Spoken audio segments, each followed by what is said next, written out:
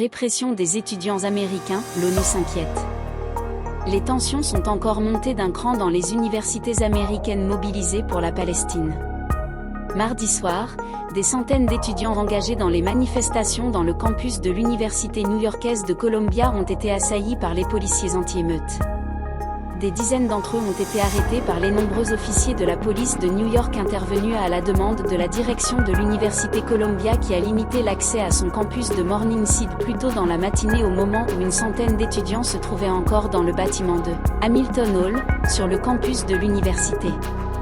Cela fait au moins 10 jours que la vague de contestation et de dénonciation de la barbarie israélienne contre la population civile de Gaza secoue les universités américaines où elle continue à prendre de l'ampleur malgré les menaces de certains élus du Congrès américain et les mises en garde de plusieurs responsables de l'administration Biden.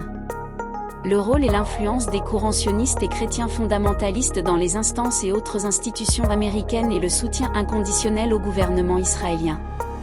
Ce soutien s'est traduit ces jours derniers par l'obtention de l'accord du Congrès, Sénat et Chambre des représentants, pour une aide à l'entité sioniste et à l'Ukraine de quelques 90 milliards de dollars dont va se régaler le complexe militaro-industriel américain, au premier chef.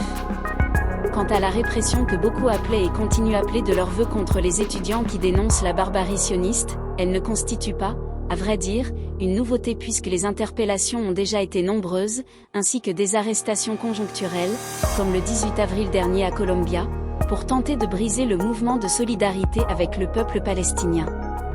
Mais en vain, puisque les étudiants, enseignants et militants, dont ceux proches du sénateur Bernie Sanders, poursuivent avec courage et constance leur mouvement, malgré les arrestations, les poursuites judiciaires et les menaces du lobby sioniste de leur infliger un blackout total dans tous les domaines. À tel point que l'ONU s'est dit inquiète de l'impact disproportionné des agissements de la police anti-émeute sur les campus universitaires des États-Unis, pour empêcher toute manifestation de solidarité avec le peuple palestinien. Le haut-commissaire aux droits de l'homme, Volker Turk, s'est dit troublé par une série de mesures musclées prises pour disperser et démanteler les manifestations, et cela au pays des fondamentaux théoriques de la liberté d'expression et du droit de manifester pacifiquement.